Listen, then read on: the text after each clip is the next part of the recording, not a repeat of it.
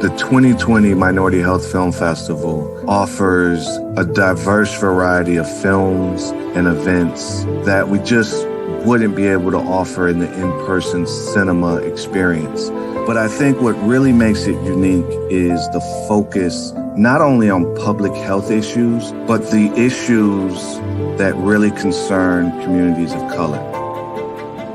If you're looking for a reason to engage or to try it out, this is the perfect time. Just go to mkefilm.org/MHFF.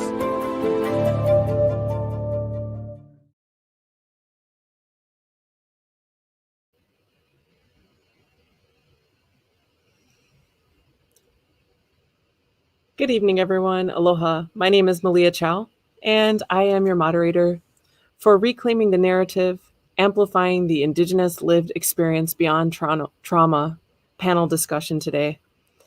I want to let you know that we have a handful of panelists here in which we can discuss some really important issues facing minorities and Indigenous people today. A little bit about myself. Again, my name is Leah, and I am the founder and program director of Naholi Cultural Arts Center Incorporated, where we inspire and enrich lives through dance, culture, music, wellness, art, and community. In the spirit of aloha and in honor of Indigenous wisdom and its ability to nurture people on the planet.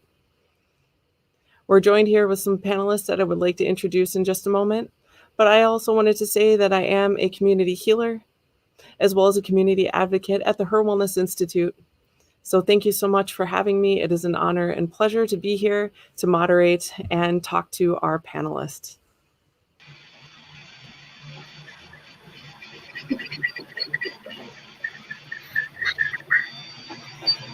Hello, everyone. How's everyone doing tonight? Good. Good to see you, Leah. Very good. Good to see you, Leah, Tanchai, Mark, also Leah. Before we get started and get into our questions, I do want to go around and have everyone introduce themselves. I'm just going to go in order of the list that I have here. So we'll start with Dr. Mark. Watugumandu swagwik igele dad walanha nehela wakashu snigats ngwe neha wagwahoni wagitloda wakalioni odi aga ni wagadu wajot. So as it says on my screen here, my name is Mark Paulus. I'm also known as Dehala Wakashus, but I couldn't fit it in my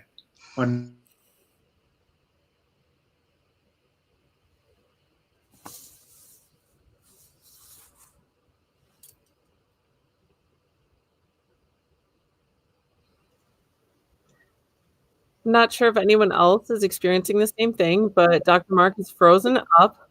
So we'll give him an opportunity. Name box on there. One should be here. We'll give an opportunity for him to thaw if it happens. And in the meantime, we will go to our next panelist. And Dr. Mark, I apologize because I will ask you to introduce yourself again when the opportunity arises. We will go to Leah Denny. Good evening, Leah.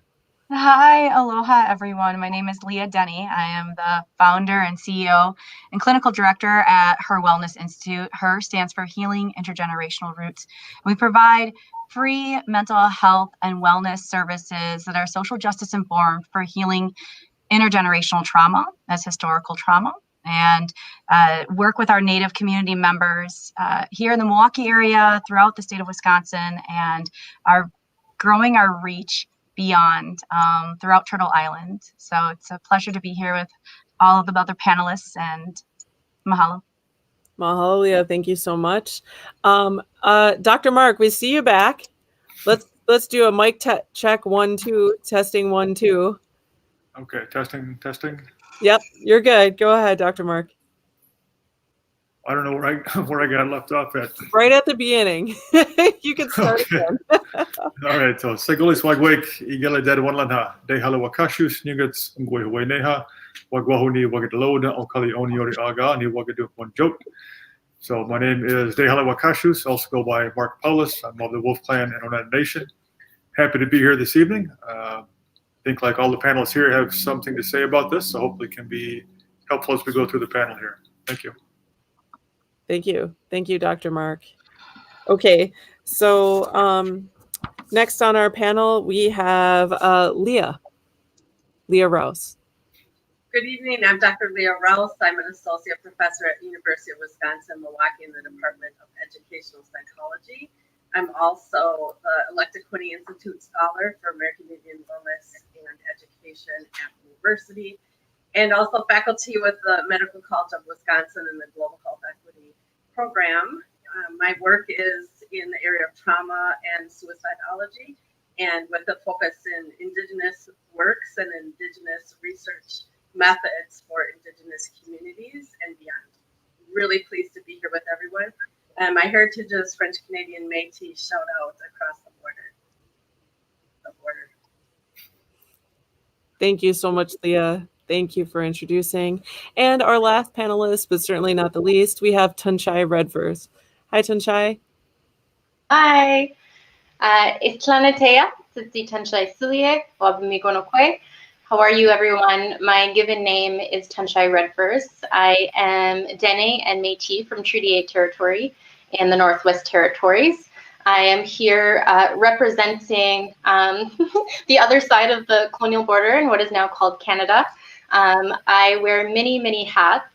I am a public speaker, a facilitator, a poet, artist, performer, writer, and I've done work and public speaking nationally and internationally, so have spent quite a bit of time traveling across the US as well and beyond.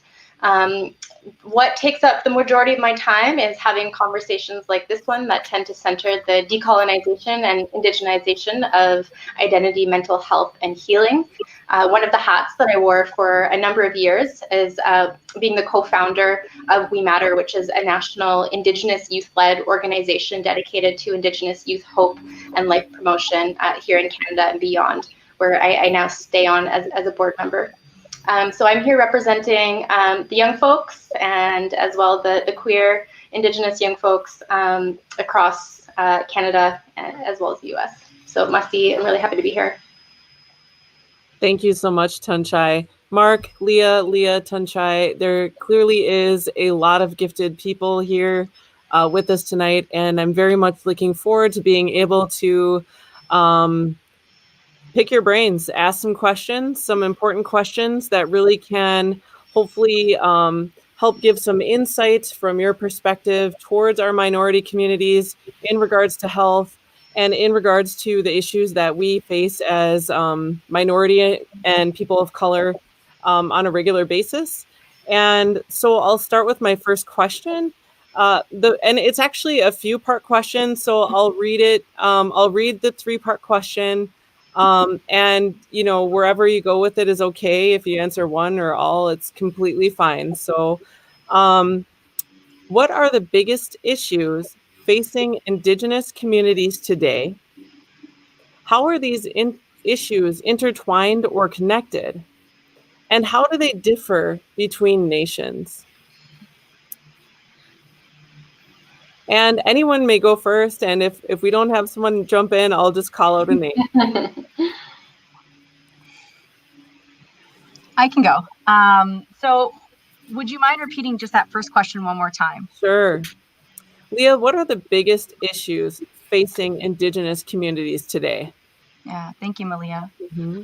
One, what I have to share is only a piece of the story, and I know everybody else on this panel will be able to expand on this conversation. And I speak humbly before all of you. This topic is pretty heavy. And when we look at some of the biggest issues impacting across Turtle Island, depending on where you're investing your mana, your energy, you'll take this conversation somewhere slightly different, but it all comes back to the same root. And so that's looking at least from my perspective, the practice of what decolonization really looks like within mental health. To me, decolonization looks like the deconstruction of a narrative that was never meant to serve our people of color, our Indigenous people, and our communities that are dealing with the social injustice and the collective and social traumas that have been here for quite a while. When I think of some of the most important issues that are impacting, it is that continuation of colonization that we see. Some of that being that now we look at it as historical trauma. We have, Dr. Maria Yellowhorse Braveheart and other amazing Indigenous scholars who have put their heart and their knowledge and their wisdom forward with their ancestors' prayers. And they're able to give us some words to kind of understand, some definitions to look at. One of those being the understanding of historical trauma, or the psychological impact on a large group of people experiencing the relocation, the destruction of a lot of their communities. And when we look at how the boarding school era has impacted our communities across Native countries, you'll see that the impact still is there today. When I look at the doctrine of discovery, and again, I go all the way back because we can go over 500 years and look at this as still continuation of a narrative that no longer serves us, never served us. And then when we look at mental health itself started in about 1909 here in the United States. And again, it was a narrative that was not designed to support our Indigenous people or people of color. It was a narrative that looked at understanding illness from a perspective of a Western lens. I don't like to say traditional lens because I believe that our traditional people are the ones that can lead us in that conversation. And then when we continue that narrative all the way forward, and we look at how mental health is impacting our people today, and we look at the amount of suicidality and substance use and the homicide rates that we see in our communities, they're not there for no reason.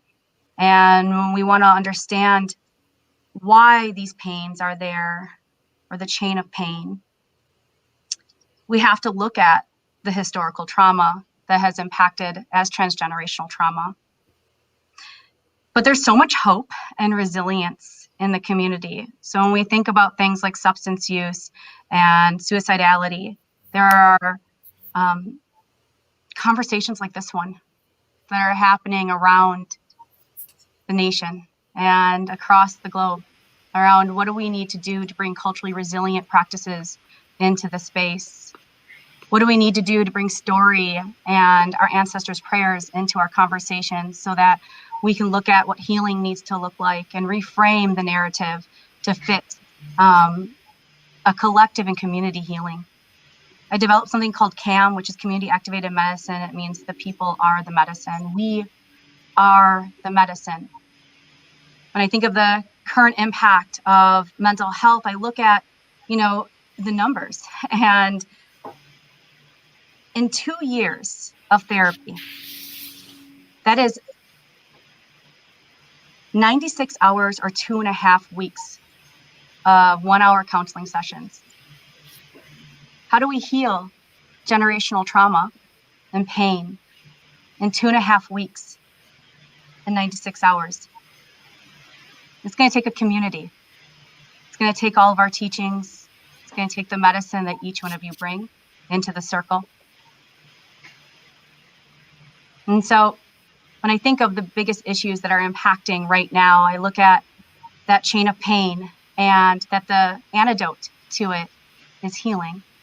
And healing comes from our stories, comes from our ancestors. And it's looking at mental health from a framework that says that social justice must be a part of the conversation. Thank you so much, Leah. And I realize that there's so much depth to these questions. We each could, I can see each and every one of you. You could probably speak for an entire day or weekend, or an entire semester, or an entire 4-year degree, or an entire lifetime to answer these questions, right? But I appreciate that. Thank you so much, Leah. Does anybody else have to add to this? Or are there issues that are intertwined or connected to that question of what are the big issues that we face as Indigenous people? Mm-hmm. Or even the differences between nations of our people? Yeah, I'd be happy to hop in here. I'll speak a little bit to just the bit of work that I do, which is specifically around suicide and self-harm within Indigenous communities, and particularly among Indigenous young people. So if you look at the context of Canada, and I'm going to say that the rates are very similar to that of the US, is that Indigenous youth are the fastest growing population, the fastest growing demographic in the country, and in many countries where there are Indigenous young people. But Indigenous youth also die by suicide at rates 5 to 11 times higher than non-Indigenous folks, non-Indigenous young people. So that in itself, that statistic just speaks volumes to the level of issues that exist in our Indigenous communities. So suicide rates and suicide is such, it's not, when we talk about suicide, it's not just suicide. It's mental health in the physical, spiritual, mental, emotional sense, that there are so many different things that lead to a young person, Indigenous young person, choosing to take their life, whether it's intergenerational trauma, like Leah spoke to, or mental health, anxiety, depression, a lot of undiagnosed illnesses. But the biggest thing that I have seen is a lack of access to resources, and particularly resources, culturally relevant resources to the Indigenous young people that they're serving. And so a big part of what we have done with We Matter is being able to create Indigenous-specific, Indigenous-developed resources that are specifically for that population, that demographic of Indigenous young people. But that access to resources is like, and I speak to it personally because growing up as an Indigenous young person, there were so few resources available to me. And the biggest issue I see also when we talk about mental health in our Indigenous communities is that when we talk about mental health, we often talk about mental health from this very Western colonial understanding of what mental health is, which very often doesn't include the spirit or the cultural part of a person. And what's needed is a broader understanding and a deeper understanding, a deeper definition of what mental health actually means. Mental health includes, Indigenous young people having access to their cultures and languages, being able to bead and drum and access regalia and access ceremony. That is all a part of mental health that isn't encompassed in that Western colonial understanding. And another big issue that I see is representation in mainstream media. When I turn on the TV, when I watch movies, when I, read books, I don't see myself represented. I don't see people who look like me. I don't see people who have similar experiences to me. And I would go far as to say that, Indigenous folks are probably the least represented in mainstream media today. And I would tie that directly to mental health and suicide rates. Because when Indigenous young people don't see themselves existing in this world, how can they see a future for themselves? And so a big part of the work that we do is advocating for positive media representation so that Indigenous young people can actually see themselves and think, there is a future for me. There is a future where I exist as an Indigenous young person. Thank you so much, Tanchai. And it's awesome to know that on the other side of that colonial border, that there is people like you who are doing that work. It is really encouraging to hear similar conversation or similar words coming from your mouths for the conversations that we have here on this side of the continent as well. And so much appreciated. Thank you very much. Leah, did you have anything that you wanted to add to that? Leah Rouse? Yeah. And I would just, first of all, concur for sure with everything that's been said thus far. And I really like, as probably one of the older people, probably the oldest person on the panel right now, to hear us be speaking again about decolonization, because that perspective went out of fashion for a while. In social work, in medicine, in psychology, and people stopped using that language. And it's encouraging to hear us focusing in that way again. And I think about the stories that we've all been told about the time that we're in, and what will be the way through this is culture, is that spiritual way, and is language, and through language. And we're fortunate to have speakers on the panel today as well.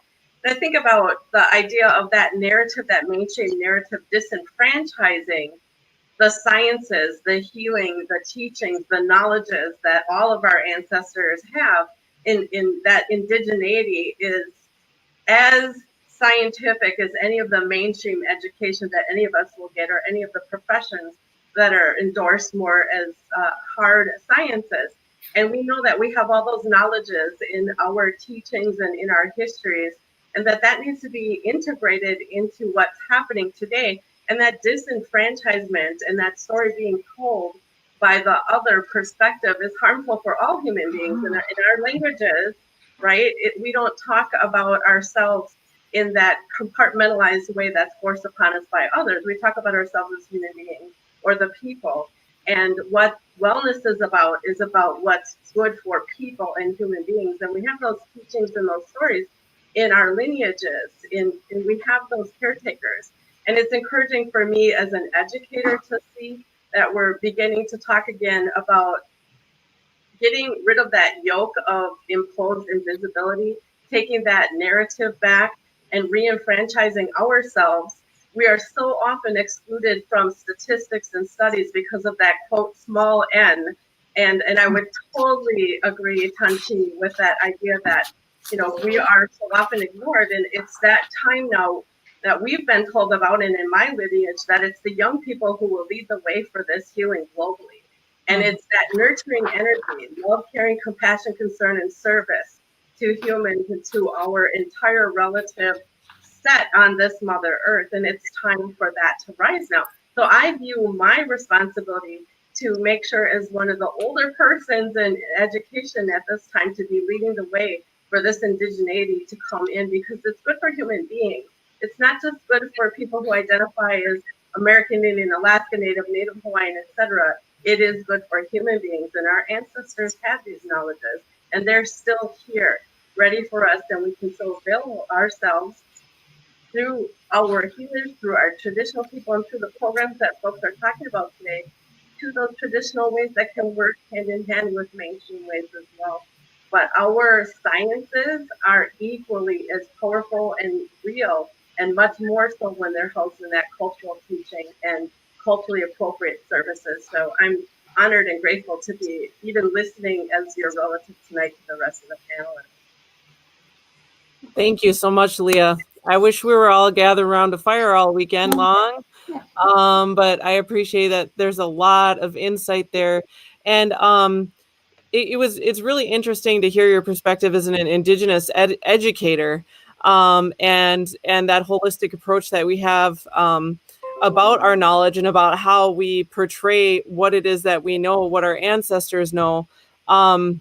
So thank you so much for sharing that. Mark, I would be interested in hearing your perspective as an educator as well, and maybe how that ties into how we can tackle some of these big issues that we're facing as Indigenous people. Sure, I appreciate the opportunity. I would echo what everybody said here. I think we've been talking about those things for quite some time, and there's been some shift over time, and some things kind of stay the same. But for me, I guess my perspective to kind of add to that, I think it's difficult to overcome the barriers that are put before us as we're working towards, or at least for my work towards re-indigenizing. So less focus on the decolonization, but just kind of doing our thing, doing what we're placed on this earth to do, fulfilling our purpose, finding our path, learning about our gifts, sharing our gifts with each other, those types of things. And I've been fortunate to be able to work with a number of youth, and I see a shift in there. So I know people of my generation, a generation ahead of me and behind me, we continue to kind of go through and work on these things. But in a couple of generations younger than me, I've noticed that some of these youth don't come with the same baggage that we all had. When none of us are unaffected by the boarding school era and the colonization effects and being stripped of our language and culture and moved off our lands and all those elements of genocide. None of our families are unaffected by that. This is a kind of unique intertwining element of all of this. We've all been touched by that in probably more than one way. But it is, even now I see this, the younger folks that don't come with that. They're not sort of being raised with that. And some of them are even unaware, and even some other folks are unaware of this decolonization we've been talking about for several decades. So it's interesting to me to watch these youth come along, and it is, they don't see role models. They don't see themselves in elements of society. They don't see a lot of older folks, adults, who are understanding of language and culture and being good examples for them either. And then we have, you know, a lot of what's going on in the public eye with mascots and whatnot that is very detrimental to all of us. And they're having to kind of choose who they're going to be. They know in their minds that they're Indigenous of some type, and that's supposed to mean something, but they haven't really figured out what that is. So again, for me, it's been really awesome to work with some of the youth to be able to just start practicing some things, work on some language, do some of our ceremonial aspects, do some of our prayers, work on doing our activities as we have always been doing them. So a lot of times I hear people talk about us in the past tense or talk about us as if we stopped doing these things. This is how we used to do stuff. And really, it's been able to make those connections with everybody really in the community, but mostly with our youth. This is how we continue to do these things. It's ricing time right now. We're doing some wild ricing. It's hunting, you know, starting the very front edge of the hunting season, some of the fall fishing season. Some of the medicines are still in bloom and things are becoming in harvest. So we're just doing those things, talking about it in our ways with our understandings, using our language as we're able to, and to kind of fill those things in and help our young people with their identity, which is directly tied to their well-being, and really working on them for leadership skills. So for me, if I can have any outcome for the youth, it would be all about their well-being and their leadership skills. Nothing really could be stronger for the upcoming generations than those two elements for me. So I understand all the difficulties that we have, but it's really about getting kind of on that track of living who we're meant to be. Thank you very much, Dr. Mark. I appreciate everyone's responses so very much. Malia, may I just jump in for a moment? Of course. I just want to bounce off of what Dr. Mark was sharing and what the rest of our panelists were sharing. You know, one thing that we do at Her Wellness is intergenerational programming for mental health and indigenizing our spaces. And what that looks like is we have a Daughters of Tradition group. I'm so proud of them. This is a group of 3. They go as young as 3 years old. We call them little sisters. And they go as old as high schools. We call them ambassadors. And the girls, what they do is they grow up from little sisters to big sisters to ambassadors. And once you get to be an ambassador, then you're invited to be a part of conferences or spaces where I might be speaking or somebody else from our team might be speaking, and giving them a space to be able to raise their voice and know that their voice matters, because it does. And when we start as these little girls, they start up in this, and I know initially and this really goes back to how do we, if you want to use the word decolonize or you want to use the word indigenize, how do we create spaces that are made for us, by us? And it's having these little girls, and everyone would say, oh, you're going to have these 3-year-olds with the teenagers. It's never going to work. They're not going to like to be in the same circle. And it's just not true. What you find is that there's a mentorship, a sisterhood, if you will. The little ones, they might be parallel and they might be off to the side coloring something as they're listening to the sisters talk. And we sit in a circle, and we not only do we do a circle where we pass around and we talk and we connect and check in and hear each other. That might be the first time that anybody slowed down long enough to hear how they are doing, how their day went. And they get to hear each other, and they get to hear each other's sadness and their joys. And they get to breathe that in and breathe it out. And they learn how to heal together. We call them the healing sisters. And every single group, they learn how to teach one another healing practices. And we encourage them to bring in their ancestors' knowledge, or their grandmothers, or their parents' knowledge. And it's not about one tribal teaching or practice. It's about them bringing in their ancestors into that space and sharing what they know and being proud of it. And what happens in that sisterhood, we want to talk about mental health and what it needs to look like. And you think about support groups, right? I've been doing mental health for over 20 years. And you think about, what a traditional psychotherapy group looks like. It doesn't look like this. And it doesn't need to, and it shouldn't. What it looks like is them listening to one another, teaching one another, knowing that they can mentor at any age one another. And they create relationships and a sisterhood that allows them to be seen. And what that is preventative. When we think about the impact of domestic violence and sexual assault and missing and murdered Indigenous women and people across the country, and how that has impacted our Native communities. This is an all intertribal Native girls group, and they will stand strong, and they speak up. And every time that they come, they look out for each other and they learn how to hold space. We have an elders group where our elders go through a mental health book club, right? But you know what's so powerful about this? Is that the books that they identify, like the one that we're doing this time is the 4 Sacred Gifts. And last time it was Braiding Sweetgrass. They choose these books, and as they talk and they read and they listen to one another, they end up remembering things from the past, things that impacted them when they were maybe picking strawberries with their grandfather. And he said it in Oneida language, but then he said, don't speak it again in Oneida, speak it in English.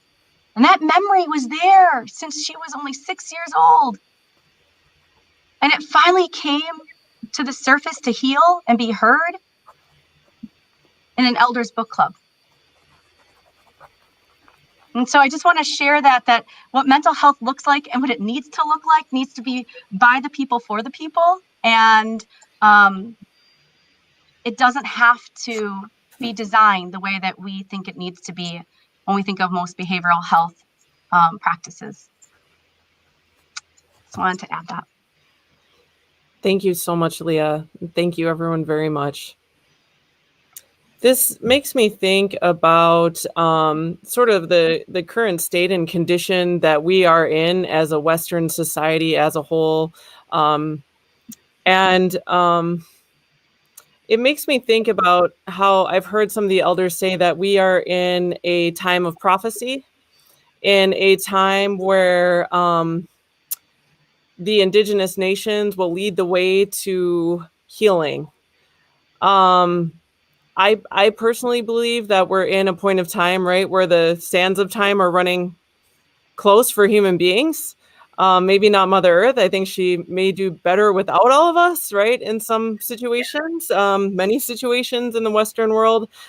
So my next question is, how do Indigenous people bring in that immediacy and that true urgency of our value systems and our beliefs to the mainstream so that we can start affecting the majority in a way that will positively benefit people and the planet? Yeah. This is a big one, I know. Tanchai, you have something here. I think what's coming to me is, there's creating our own spaces, but there's also having us invited into various spaces.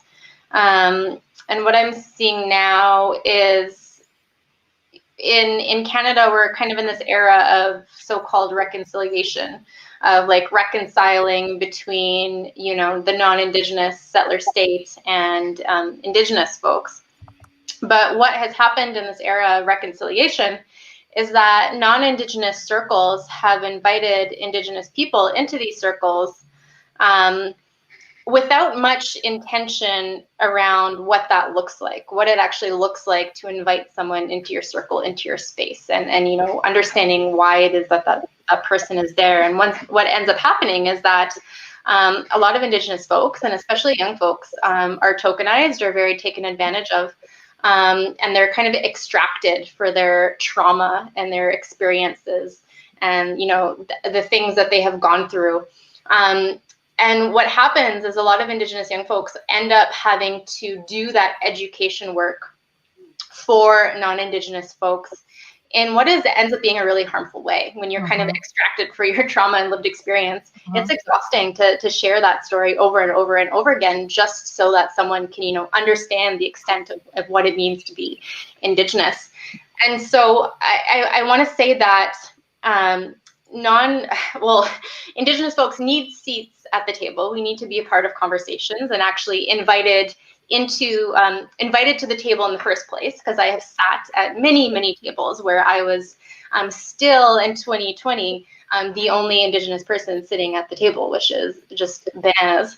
But I think, in terms of non-Indigenous circles, which are the majority of circles when you think of institutions and, organizations and what have you, I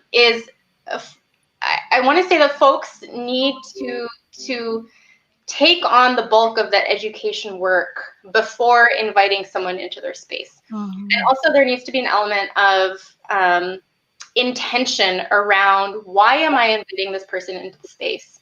And how am I going to facilitate a space where they feel like they're a part of the circle? And I don't think that we do this enough as society as a whole, no matter who you are, is we end up rolling up to the table and not really knowing why we're there. And so I guess what I'm trying to say is I'm advocating for intentional spaces of love and care. And when I say spaces, I mean that circle, not just, a table where 2 rows of people are sitting across from each other, where we're sitting in a circle and we're all equal, and where we're there in order to not just say and talk, but to really sit and learn and listen, and not just hear, but deeply listen with our hearts.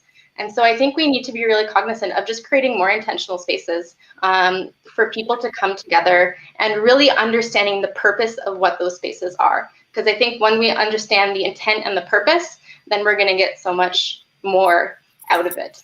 And I don't think I don't think we're there yet. Thank you very much, Tanchai. Would anyone else like to add to that? I would just like to jump off of that a little bit. One of the things that occurred to me while she was talking too is the idea, for in the United States, I'll speak specifically, I think, but the idea that American Indian, Alaska Native people have been minoritized and are referred to in education, in literature as minorities, rather than sovereign nations and members of nations. And that is a first point of departure for the problem. You cannot invite someone in as a representative in that way, and then ask them to represent what you want to know from them or your misperception of who you believe them to be, no more than we should invite someone from Europe or any country, on the continent of Africa, and have them come as a representative of all the people and fulfilling, this preconceived notion of what we want them to say. And that whole idea, the narrative is so entrenched in misperception of Indigenous people across the board, and most certainly sovereign nations. So I just felt like I wanted to say that piece. I think there are some real fundamental elements of this narrative that we're talking about tonight. And rather, I really like what Dr. Mark said too about, if we are reclaiming the narrative, well, actually, I think everyone on this panel here, we're just living our purpose and our gifts and living that narrative. And I think that's really important. And I think that will lead to, and in my way that I understand the world and have been taught, this will lead to everyone looking at their gifts, their purpose, their lineages, and learning that love, caring, compassion, concern, and service as human beings amongst each other and our relatives. Because the earth, she will be just fine without us. So, that we've also all been taught too. If not for her, none of us, right? Mm-hmm. Leah, thank you so much. And Tanchai, beautiful. Anybody else? Would anyone else like to add to that? I guess just to try to extend some of that would be to talk about the diversity that exists, right? It's not just one. People ask me to say something, something in an American Indian language, and there's hundreds of languages. There's hundreds of distinct cultures. We have different creation stories. We have different understandings of cosmology. It's quite diverse. It's just an incredible amount of diversity, but storylines tend to be told from very specific ways and lay about very specific stereotypes. and the ways that specific things are done without it really any not only not respect but not even acknowledgement for how different we are across really Indigenous people across the globe, all working on understanding similar kinds of concepts, but how we go about doing it is quite varied. And even these days we have some large issues going on, and not the respect for the fact that we each have a unique way of looking at the world, a unique way of understanding and therefore solving different kinds of problems.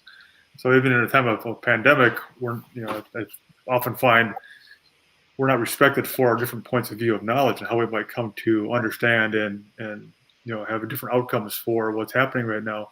But it continues to be this very narrow narrative, oftentimes not only not flattering, but working against who we really are and what we're really working on, and how challenging that is. And it's not only non-Indigenous people that seem to have that. It's a lot of our very own people that just haven't had an opportunity to be exposed to who they really are, or able to learn those ways and have a full appreciation of that. So oftentimes it's very difficult to.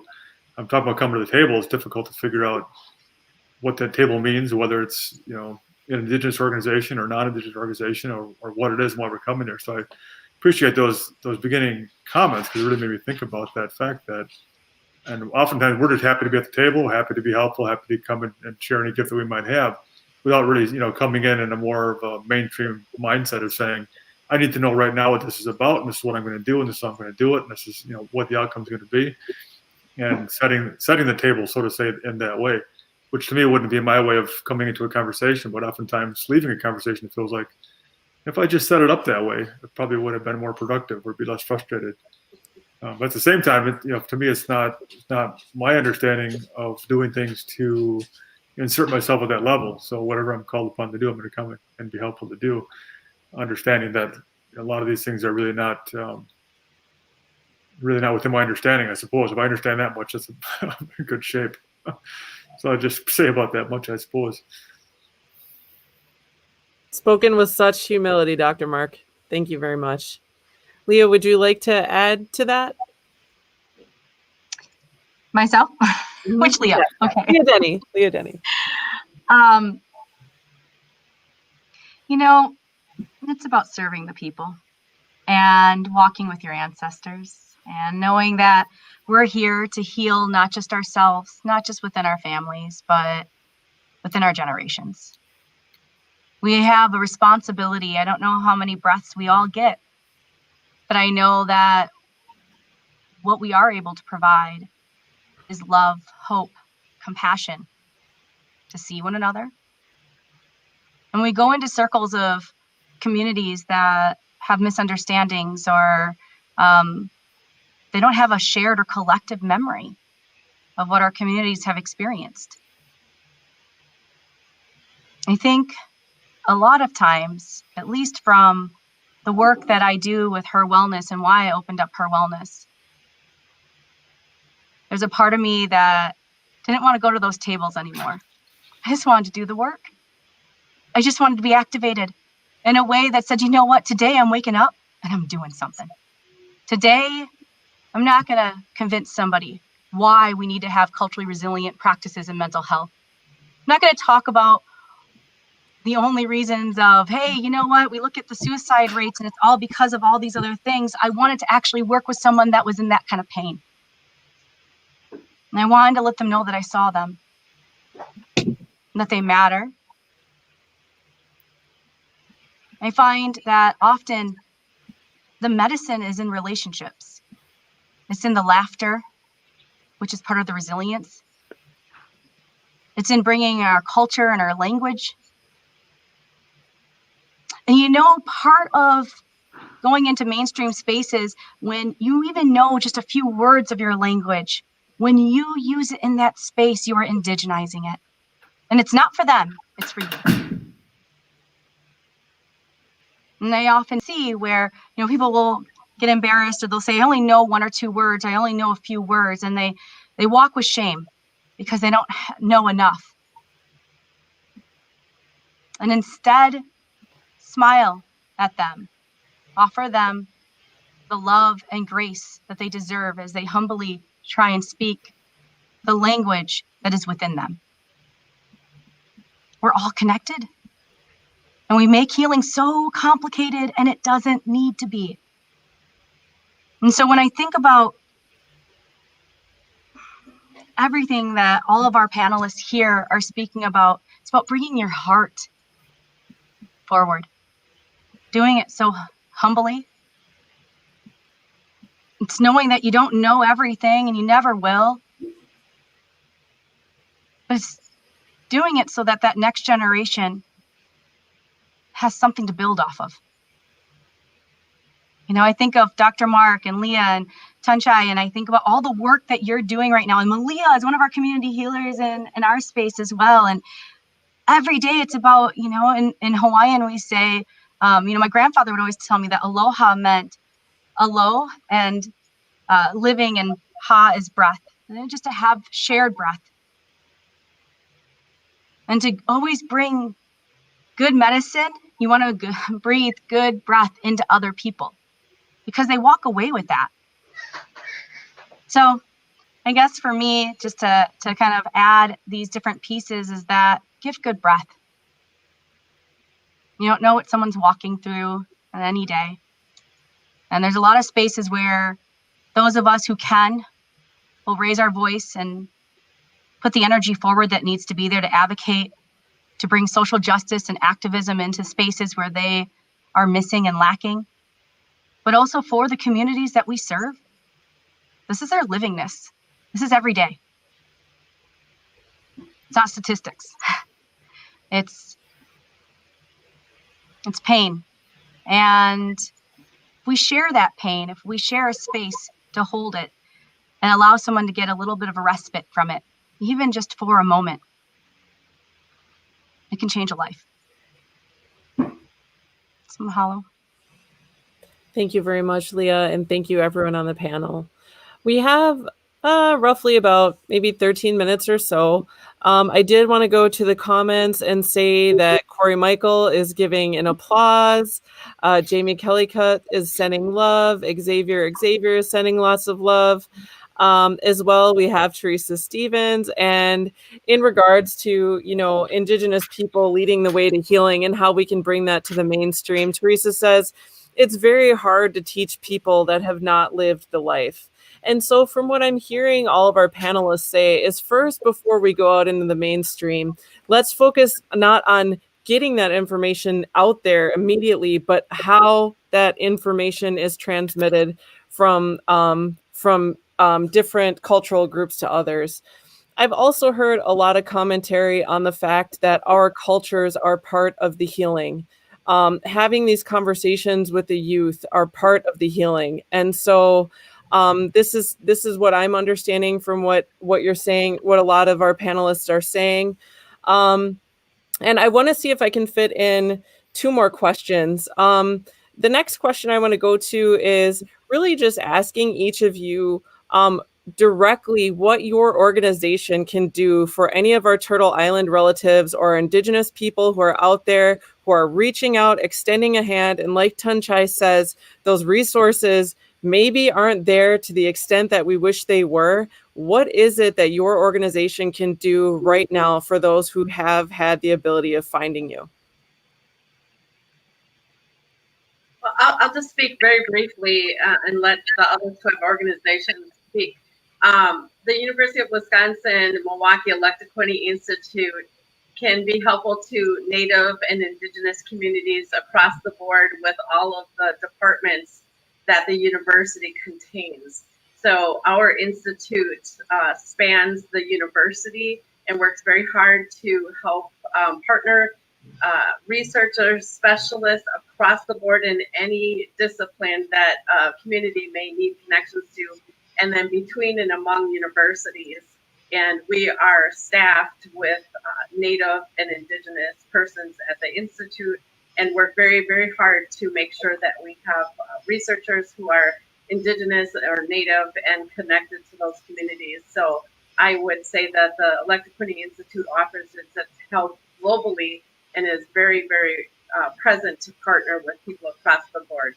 Lots of partnerships across the globe for the Institute in all the disciplines So very happy to be available to people at UW Milwaukee and the Electric Institute.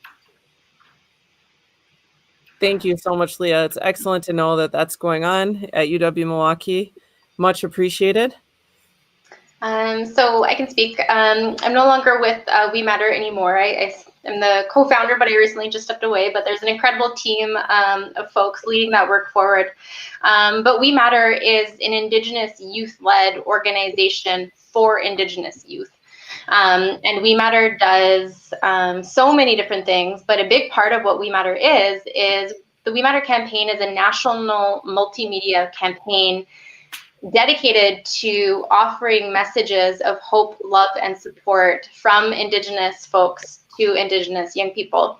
And so if you go to wemattercampaign.org, you'll find about 300 video messages from Indigenous role models, actors, models, elders, artists, community members, sharing their own stories of the things that they have lived through, but also how they have overcome the challenges that they have gotten through. And they're simply offering a direct message to Indigenous young folks who may be struggling or contemplating suicide, or whatever it is that they're going through. They're hearing directly from that mentor, from that role model, that they're not alone. So you can access those 300 videos on our website. You can search by topics and tags, from addiction to two-spirit identity, to bullying, to abuse, and there are all of these incredible stories from Indigenous folks sharing directly to you. And then We Matter also has a number of toolkits and resources which utilize those video messages in a step-by-step guide on how to facilitate conversations of hardship, hope, and healing with Indigenous young people. So there's a toolkit for educators and teachers, a toolkit for social workers and support workers, a toolkit for Indigenous youth, and the team just created a toolkit for Indigenous kids as well. We are not able to ship those copies across the board at this time, but you can download PDFs directly on the website.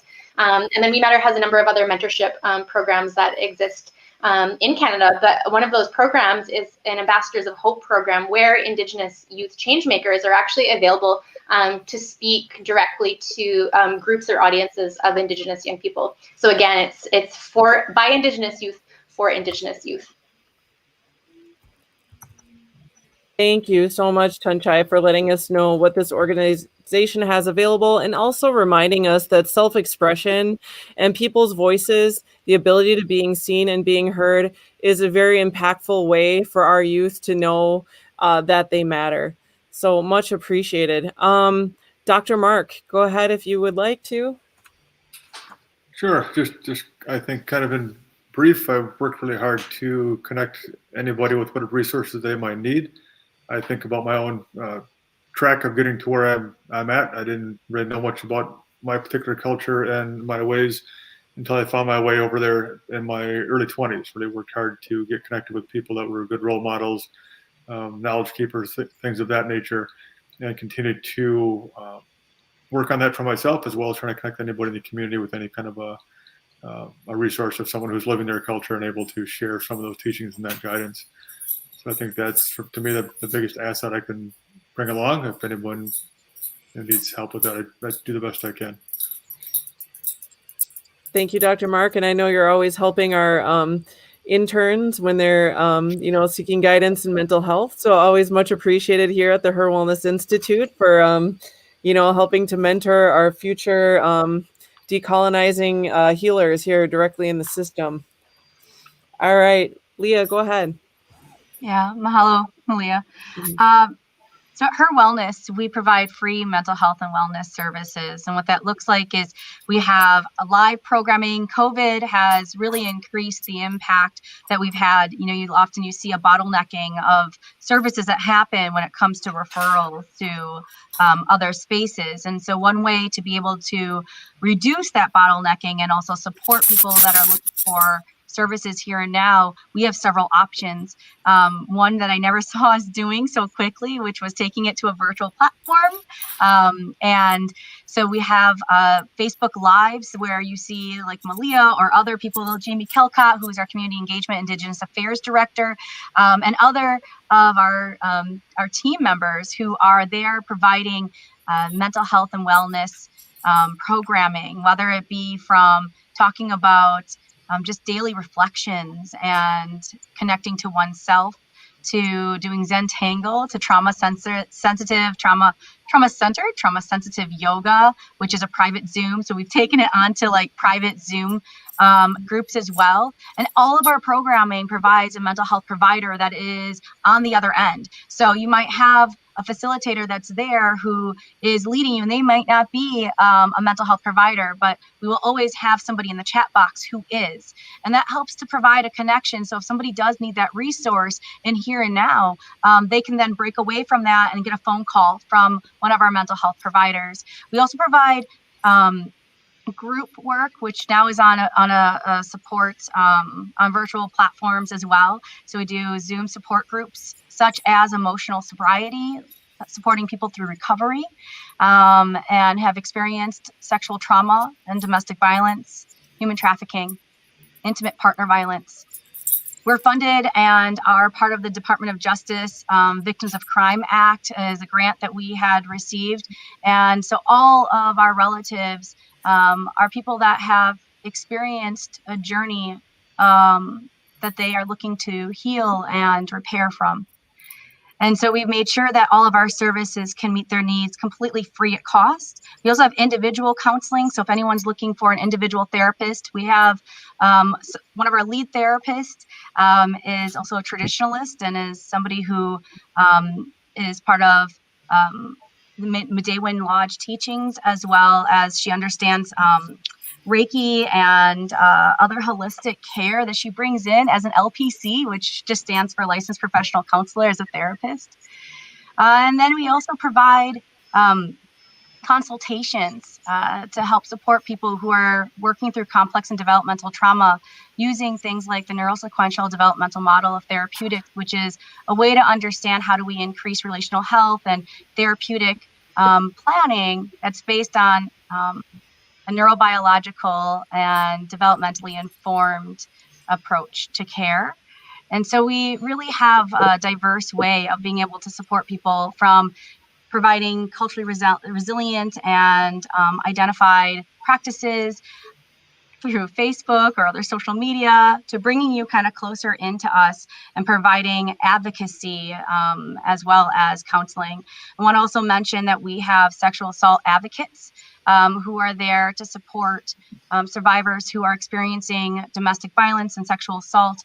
And we work on the weekends, we work in the evenings. It is a responsibility that we are honored to be able to provide to our relatives. We also don't call anyone clients, we call them relatives, because we believe that we all are seeking for wellness and healing in some way, and to deconstruct the narrative of pathology. We also have we're really excited to have our Native American sexual assault advocate, Teresa, who is actually in the chat box right now. And she's somebody who has been supporting our women and all throughout the night, because she works the second shift. And so again, it's just, we're a survivor-led organization. And Thank mostly you. women. Mm-hmm. So sorry, I didn't mean to cut you off. Go ahead, Leah. No, I was just saying we're a survivor-led organization with mainly Indigenous women who are leading our organization, and just doing what we can to bring hope, compassion, and healing. And I don't believe it should cost anyone to heal. And so that's why all of our services are free. Thank you so much, Leah. And thank you to everyone for letting us know, letting all of our relatives know where they can go if they are reaching out for support in any way. I did want to say in the comments section that one of our elders, Judy Dordell, is here, and she says, thank you all for your wisdom. Patricia Crear says very informative. I do wish that we could continue this conversation twice as long, but before we go, I do want to ask two more questions. Let's see if we can squeeze them in, because I just want to get every bit of knowledge and insight that I can from the panelists. Currently, we are in a world that, at least in my perception, is very divided right now. There's a lot of hate right now. It's kind of in vogue, right? There's a lot of things that are going on that really can make people feel that they're not part of a whole, or that it's one or the other, right? So what can you give us just a brief, some brief insight on how you feel as an Indigenous person that you can help unify or bring love? What is it about your culture or your teachings that can show people a way of love and respect? I love that question.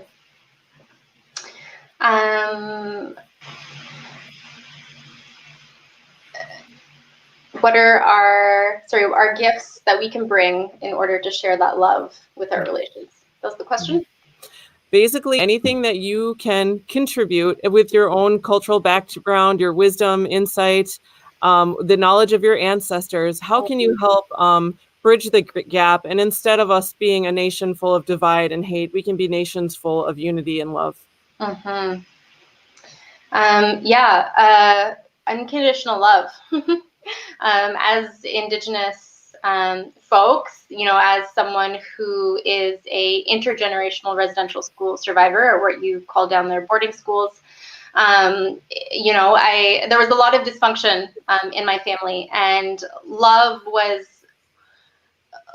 something that had to be learned, how to love, in a healthy way, in a meaningful way. And so I've been on this journey of love, so to speak, of learning what love means to me, learning what love means in my relationships, whether it's romantic or familial or platonic. And a big one is love for myself. So what does that self-love and self-acceptance look like? And, as an Indigenous young person and a queer Indigenous young person, that shame runs so, so, so deep. Because I was never raised to be, proud to be Dene Sutene, proud to be a Dene person. I was never raised to be proud to be a queer person. And so for me, it's been this journey of learning how to first be able to love myself before I can love others. And a big part of that journey has led me to, that heart space opening in unconditional love for the people around me. And by unconditional love, I really mean without conditions. That's harm reduction, that's prevention. Whether you're struggling with addiction or suicidal ideations, or you fail or you make mistakes, or you hurt people, you still deserve love. And that's what our people so, so, so desperately need, from each other, but also from everyone. And so I'm big about this cultivating of unconditional love. And I just really also want to add, especially for our Two-Spirit and to us LGBT+ relatives, because there is still so much transphobia and homophobia that exists. And a big part of that unconditional love teaching is that everyone has a place in the circle. It doesn't matter who you are or where you come from, you belong in that circle. And if you yourself are seeking that belonging, then you also have that responsibility to ensure that everyone else feels like they belong as well. Thank you so much, Tanchai. Masi. Mm-hmm. Leah Rouse, would you like to go? Do you have anything to add to that? Yeah, I echo all of that and appreciate the point of bringing it back to ourselves very completely. I think, we are unable to be a healing presence in the world until we commit to constantly working on ourselves and knowing who we are in that lineage and that connection and our role and our purpose. And I try just really hard every day, and some days it's harder than others.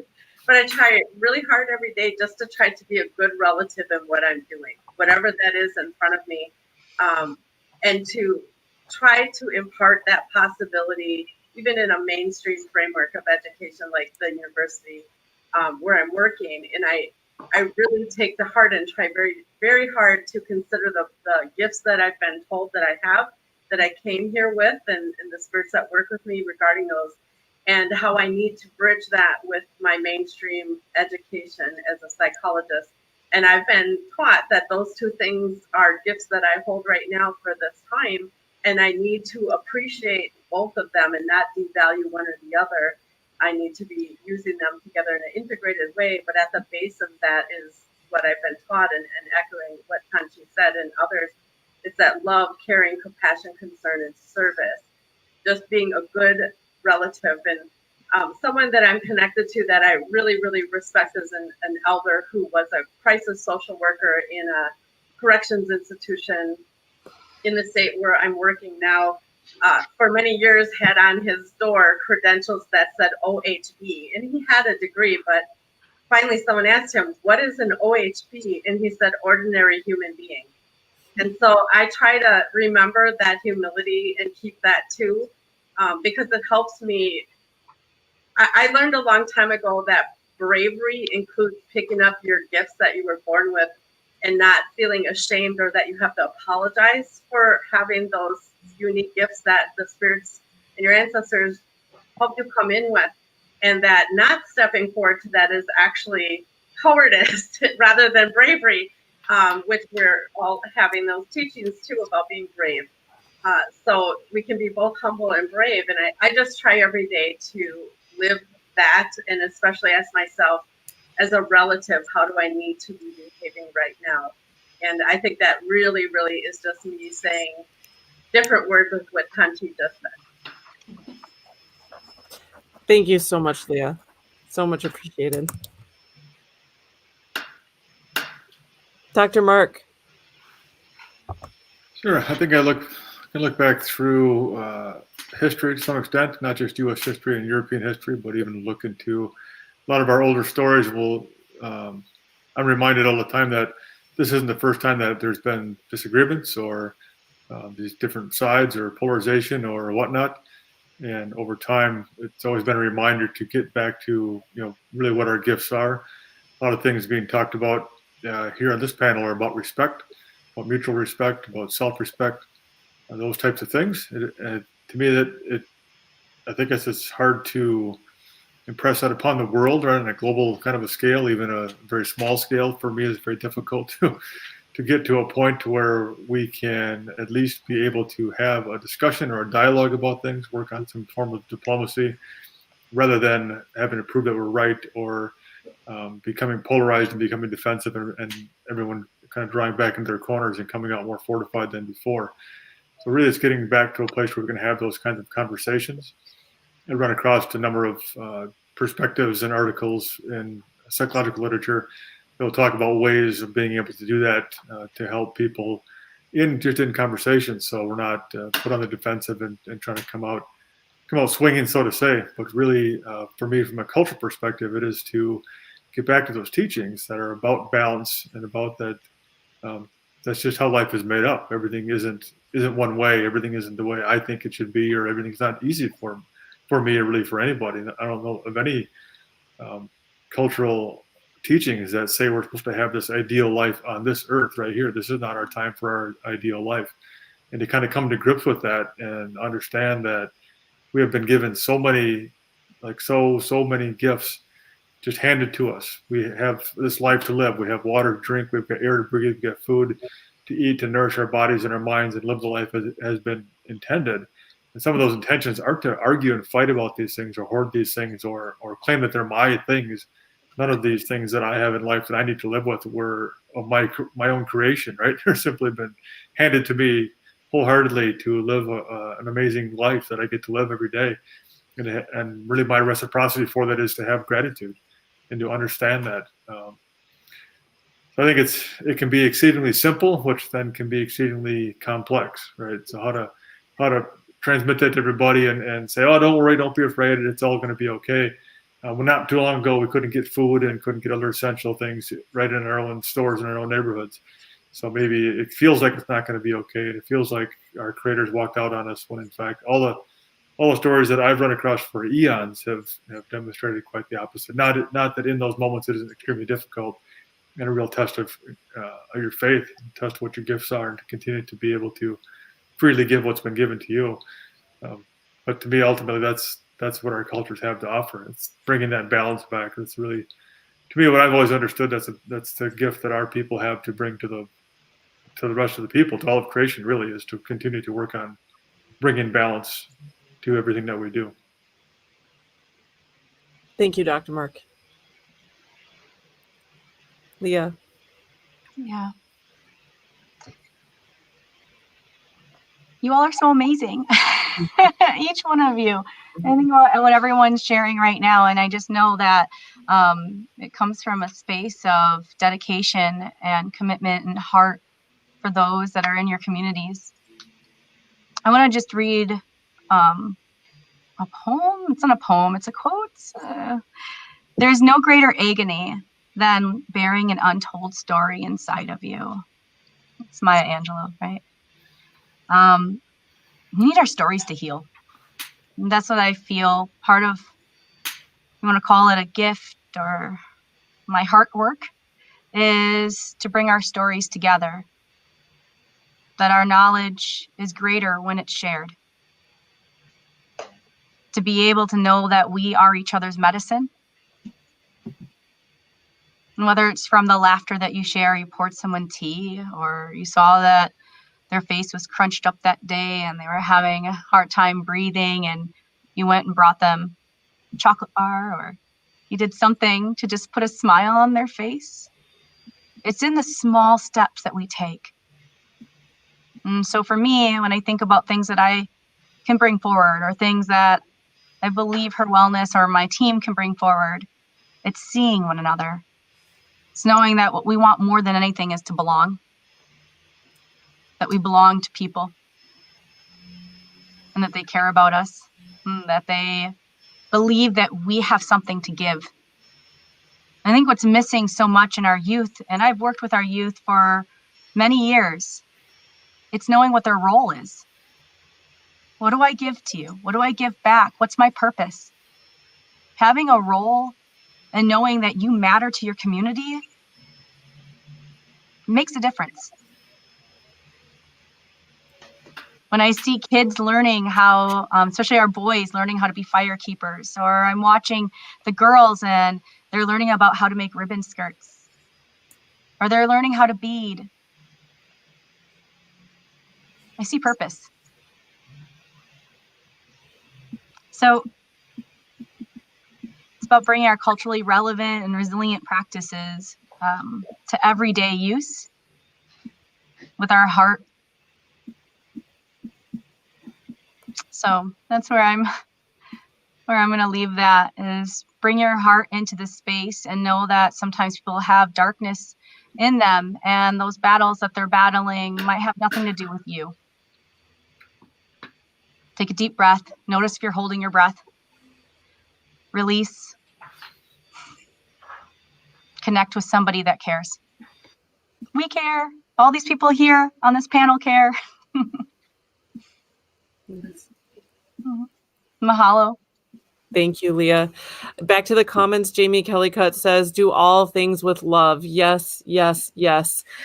We are coming down to, like, I'm only going to take it for about 2 more minutes because we're 13 minutes past the hour. And, you know, our Western minds, I want to be respectful of your Western world life that you probably have stuff to do tonight and tomorrow morning. I did want to just ask you all individually, I want you to take a moment and think about it. When you're listening in stillness, when you're at home, laying in bed at night, and you think about your ancestors, maybe it's even 7 generations back, and you think about them watching you, watching your actions, doing what you do. What is one thing that you think that your ancestors are speaking to you, that are whispering to you? What is one thing that they are proud of you for or want you to know about the work that you do and the sacrifices you make? I'll start it again. Again, love this question. I'm actually just gonna, in true Native fashion, share a dream. So it was my sister's dream, actually. It was a gift for me that she was she was given. And the dream was literally hundreds of Dene ancestors across Denendeh. Just like the image was all of these ancestors in my home territories. And they were smiling, and they were, celebrating, and they were just in such good spirits, and they were all waving pride flags.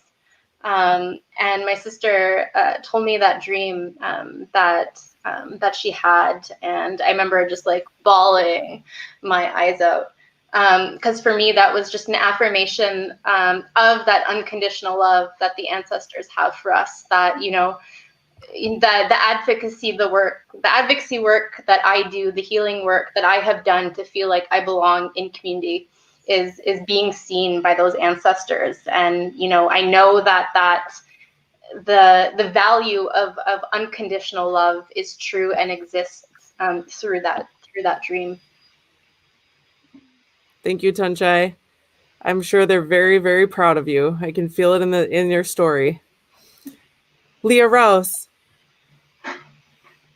Well, as you spoke, Tanchai, I reflect on my experiences in a similar way. And I'm currently working with Menominee Indian Tribe of Wisconsin in a partnership. They have a zero suicide grant.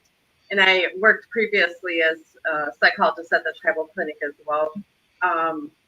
And 7 generations back, one of my grandfathers, Louis, was asked by the Menominee people to speak on their behalf to Congress in the United States and to assist with some legal issues as a person who I have Menominee history in my lineage, and is married to a Menominee woman, as a mixed French native man himself, and was probably working there for about 2 weeks before I had a dream where my grandparents instructed me what I was there for. And so for me, I'm trying to live that. You'll hear people talk about Métis people, which our family grew up using different terms. Those are newer terms for my generation. We didn't call ourselves in that way originally, but I recognize that we do have a function as the people who we are of moving in those in-between spaces and being a bridge on behalf of our Native communities and mainstream communities, and walking that bridge back and forth and being of service in that way as well, that our culture and our roles and our spiritual directives revolve around that. In my family lineage, very explicitly. And there are certainly times where I feel that it's too much and it's overwhelming, and I will reach out to colleagues like Dr. Mark, for example, who's right here. But I know what I've been directed to do and how to use my gifts, and I never doubt that they are with me and supporting me all the time. I never, beyond the teams that we work with, all of the community, all of the service personnel, anyone from the university, I never get confused that we aren't also having all of our ancestors sitting there involved in that process. And there are times where I might speak and say, hey, can you be a little more explicit right now in your direction for me? But I am acutely aware all the time that I am filling a role that my family has had for a long time in our lineage. And those directives have been very explicit for me, both through people in this lived time and through spiritual work and spiritual messages, which I won't discuss in this photo.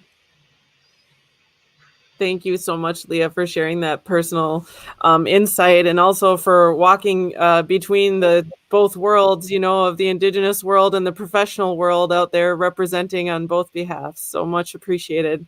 Dr. Mark. I would say as I continue to go through life trying to figure out what my gifts are and where my path is at, I'm pretty sure my ancestors thank me for making them laugh really hard, because I could never quite seem to get on that path and stay on that path just quite right.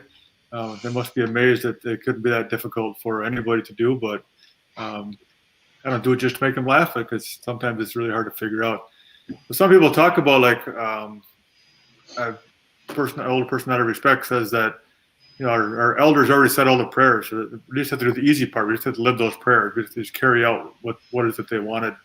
And it sounds, it's the first time I heard that, just amazed. Like, wow, that's such clarity and simplicity. This is awesome. And then, the clock turned one more minute later, and I thought, well, geez, how the heck? That's just not, it's not that clear. That's a lot of times. It's a lot of work to put those things into place. And I understand the shoulders we stand on of our ancestors. Those recent ones, that was one long time ago, all that they put into what we currently have. And then it just amazes me and they're still accessible.